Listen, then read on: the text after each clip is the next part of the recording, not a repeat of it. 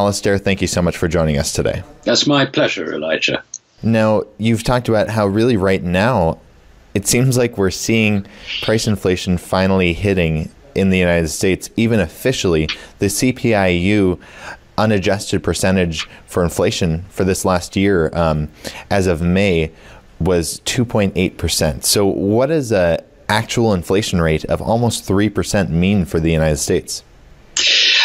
Well, I think it's a bit worse than that, because the first thing I should say is that we can talk generally about the general level of prices and whether that general level is rising or falling as a consequence of changes in the desire to hold money amongst consumers and also the quantity of money that's being injected into the economy.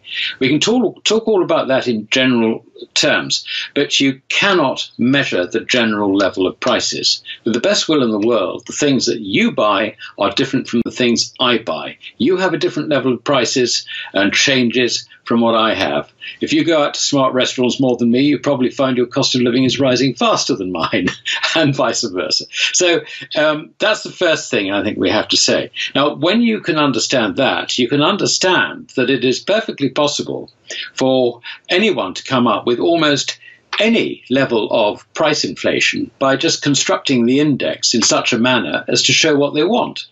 And this is the point which has been made for a long time by John Williams at Shadow Stats, and he runs two if you like, sort of price inflation calculations, one based on the methods that go back to 1980 and the other going back to, I think, about 1990 or 1992. Now, the point about the 1980 figure is that that is now showing a rate of price inflation of over 10% and increasing. Now, so this actually, what do we believe? Do we believe 2.8% or do we believe 10% or 10.5%?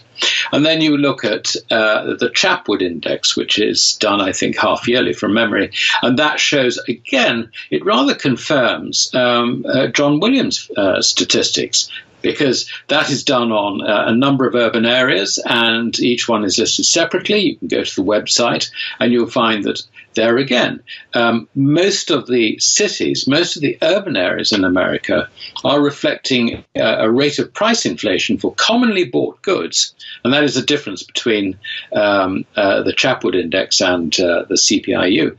And that confirms that prices are rising at around about 10%. So, I mean, the point about that is that if you have inflation rising at 10%, you have to ask how much do you deflate the nominal GDP is a true figure. And if you're going to deflate it by anything close to that 10% level, then actually what you're seeing is a transfer of wealth from the private sector into the public sector. By that I mean government, and also into the banks, and also into the banks' first, sort of favored customers for whom they create credit.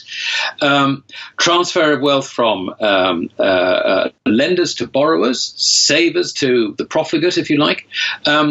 These are distortions which inhibit an economy. And if you turned around and said, well, does this indicate that the economy has been in continual recession for the last 15 to 20 years? I'd say yes. You were talking about earlier in this interview that the Fed probably won't raise interest rates anytime soon, but you've also talked about, because we're seeing inflation right now, they will have to eventually raise interest rates. Yes, that's true. We're living in a slightly sort of Kafkaesque world insofar as I can describe the situation in sensible economic terms. I can also describe the situation in terms of how the Fed sees it and how they're likely to react to the inflation numbers and other numbers, unemployment numbers, which, note, they don't produce. They rely on another government department to produce. So it's not their fault if the numbers are wrong. But what they do is they use those numbers and they use their judgment on top of those numbers. And you can see that, all this chat about CPIU is up 2.8%. That's above target by 0.8%. But if the economy is slowing, then the answer is we can just put off any action to correct that rise in prices, or that trend of rising prices for the moment. And that's the sort of situation we're in. It is a bizarre world where monetary policy is cast on the basis of statistics which are completely misleading. And it misleads everybody. I mean, if you go into Wall Street, everybody believes the rate of inflation is 2.8%. Ask them personally, what do you think the rate of inflation is? How you find your cost of living? Oh, God, it's going up and up and up, but they don't make the connection. They really just don't make the connection that actually the numbers that are presented to the Fed are, and there's no other word for this, lies, statistics and damned lies. So you talked about in that article that really the idea of an inflation rate to begin with, like an overall inflation rate, doesn't really make any sense. And if you boil it down just to one number, it's not very useful for most people. Yes, I think that's absolutely right. I mean, apart from anything else, an inflation index trying to replicate the general level of prices is history. I mean, it's based on figures which are 2, 3, 4, 5 months out of date. And there is no way of knowing what you and I are actually going to be buying tomorrow, let alone what we bought today. That's not yet reflected in any figures, and it probably won't be adjusted for some considerable time anyway. So actually what we're talking about is a statistical construction which is just reporting something historical. And actually, unless we have absolutely no economic progress, no economic evolution whatsoever, it is completely irrelevant to today. So from that point of view, the whole thing is a complete nonsense. And in fact, we come back to this basic point, and that is that the Austrians have quite clearly shown, by the Austrians I mean the Austrian economists, have quite clearly shown that because the economy progresses, because it changes, it evolves, it is completely inappropriate to take historical numbers, however accurate or inaccurate they may be, and use that to define the state of the economy. It doesn't. All it does is it defines the amount of money that's been spent between point A and point B in time. And this is also another thing about GDP. People think that GDP represents something called economic growth. It doesn't. It actually represents growth in the quantity of money being deployed in buying the things that are in the statistic that they include within GDP. Yeah, it's actually completely meaningless in terms of an indicator of economic progress and an improvement of our economic condition. I mean, let's put it another way. If you go back to the Weimar inflation, 1920 to 1923, now at that time GDP hadn't been invented. That actually came nearly 2 decades later. But just imagine what GDP would have shown. It would have shown the economy roaring. But one thing it wouldn't have shown was the currency collapsing. Because sure enough, if you did the adjustment, let's say, it would take real GDP by taking out prices. Well, the first thing is whose prices? As we've seen with Venezuela and Argentina, the government prices are lies, absolute lies. In the same way as they are, I'm afraid, in America and also in Europe. It's just we lie less strongly. But the more the rate of inflation, the bigger the lie. And so, you can see that when you have inflation, when you have prices rising because the purchasing power of money is declining, then what you have is a situation where GDP can be shown to be absolutely wonderful, exploding, growing. But actually what it's hiding is people are being impoverished underneath. So it is actually a completely meaningless statistic. But we all rely on it, and people buy and sell things on the back of it and all the rest of it. So this is the world we live in. I mean, it is completely crazy. One day it'll end and people will see the light. But I suspect it will probably end quite violently when it does. So what should people then look at to gauge the real health of the economy? Well, there's nothing you can really look at because all the statistics are completely misleading. I mean, let's compare a situation where if you had sound money, then and absolutely no government interference at all in the quantity of money, and the banks were unable to increase the quantity of money because they would have to actually take in physical money in the form of gold, or paper 100% backed by gold. They could only issue that to borrowers. Then you'd have a situation where there would be no credit cycle whatsoever, and you would be able to invest on the basis of, I think this company has got a good product, I think it's got good management, I'm going to buy their shares.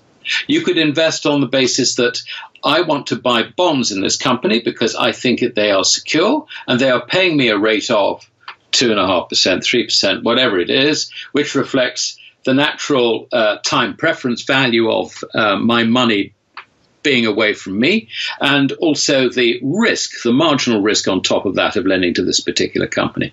Now, under those circumstances, you can make sound, sensible investments. But as soon as you corrupt the money, everything you do is speculative. And that is why I just cannot find it in me to make any recommendations whatsoever in the current climate. Now, I'd like to move our focus to the Trump administration, because you've recently written on this. You've said, with respect to foreign policy, that Trump is actually succeeding in bringing the administration under his control. Yes, I think that's right. I hear all sorts of stories about sealed indictments and all the rest of it for people who have, cheated, lied, had their fingers in the till and all the rest of it in the past. And I think these people who Trump basically has now got on top of are the deep state, quite a lot of the Democratic Party, the people who, have really benefited from having decades of assumed right to government, which is actually what happens. Democracy is meant to get rid of this, but it hasn't in the case of America. It hasn't over here either. But anyway, the whole point behind this is that Trump, I think, has managed to get control over the deep state. He is getting rid of the people in the deep state by threatening them with legal action. Quite a few of them are resigning. He is putting people in who he reckons, and whether it's right or wrong is not for me to say, who he reckons are going to be more responsible, which probably means more responsible to him. And he has now effectively got control over, I think, the situation domestically in America, which is terribly important because you've got midterm elections coming up later on this year.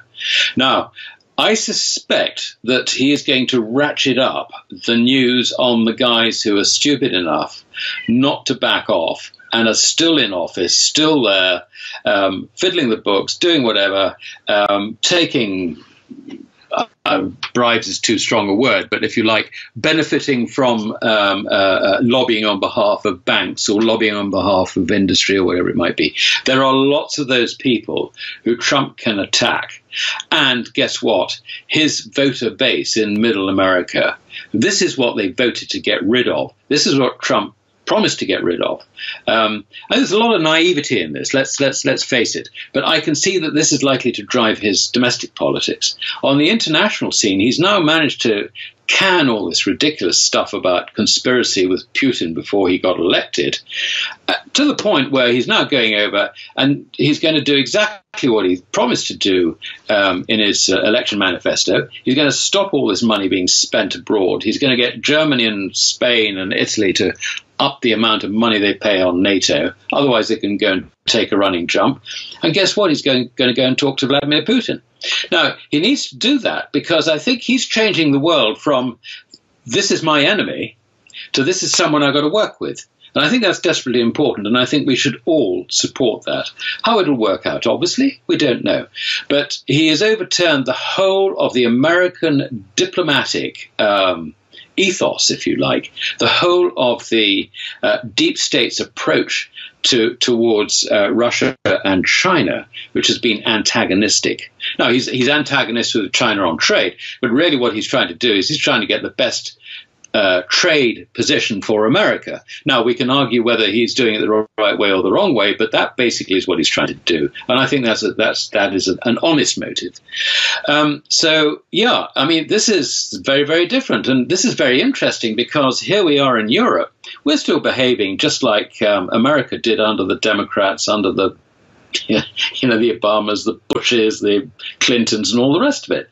You know, the people in Brussels feel they've got a God-given right to rule us. And they have lovely lunches, dinners, and all the rest of it goes with it. And they are completely untouchable. We have this in Britain with Brexit. I know this is a subject you want to come on to, but we had at Chequers, which is the Prime Minister's country residence, she forced her cabinet to accept the establishment view of Brexit, which is not Brexit at all. It is continuing, if you like, with some changes in the arrangement, but we are a vassal state. Or, as Boris Johnson described it, we will remain a colony of the EU. So this situation, I mean, we have got here what Trump has managed to make good progress in getting rid of in Washington. And I think that's a very fascinating thing. He's going to come over here. He's going to meet Mrs. May. And he's already, I think, sort of a bit pissed off with her, if I can use that phrase. He's not allowed to see his friend Nigel Farage. That's definitely on the no-no list as far as the British are concerned. It'll be interesting to see whether he meets Boris Johnson, for whom he has a fairly high regard. But you know, you've got the sort of news management which is fake news as far as Trump is concerned. I mean, is he going to waste much time with Theresa May? I don't think so. And I think the thing that's important is that when Brexit was happening, when that was definitely happening, Trump's view on Brexit was, good, we can do a deal with Britain. Britain is our friend. And, once they get out of this stupid EU thing, we can do a deal with them. We can, free trade, whatever, and I will push it. As president, I will push it. Now we're in a situation where we're not going to be able to do that deal, or they will be so conditioned by rules and regulations imposed on us from Brussels. This is if Mrs. May's plan goes through, that he's going to say, forget it.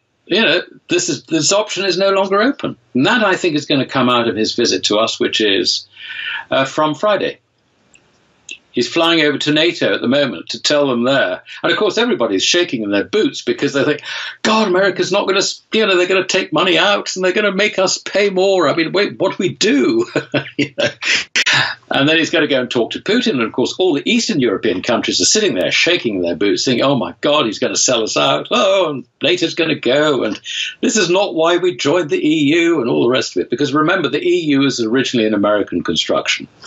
It was put together by the American Committee for the European Union, which was a committee founded by the CIA in 1947. So this is an American operation. And basically, I think what Trump is saying is that everything that was done just after the war, like setting up the World Bank and the IMF and, setting up Europe and all the rest of it, that's history. We're not going to support that anymore. We're moving on. No, mentioning Brexit, it's 8 months till it is official and gets implemented, where the UK actually leaves the European Union. As you talked about, there's been a lot of pushback. Theresa May's Foreign Secretary, Boris Johnson, quit in protest of Brexit. Do you think when it's finally implemented, it will be the same? Will it actually be the UK leaving the European Union, or will it be more like you were saying, the UK might still be like a colony or whatever of the European Union, and it won't actually leave fully? Someone said a week is a long time in politics. We're not due to leave until March next year. So what's going to happen between now and then, I don't know. The only thing I can say is that don't underestimate Boris Johnson. Everybody over here does, because, we're a bunch of snowflakes, if you like, and we don't understand what he's talking about. But actually, Boris Johnson understands proper classical economics. He understands pre-Keynesian economics. And he understands, therefore, why the private sector in Britain should be encouraged to trade freely. He also understands that lobbying, business lobbying, is actually very, very bad and should be discouraged. And he's made rather rude comments to that effect recently. So this is a man who actually, I think, has got a plan. He understands what he's doing. Now, whether he succeeds or not, I don't know. But we've got certainly, I think, three influential people who do know what they're doing and can explain it to middle-of-the-road people who haven't really thought about it too much.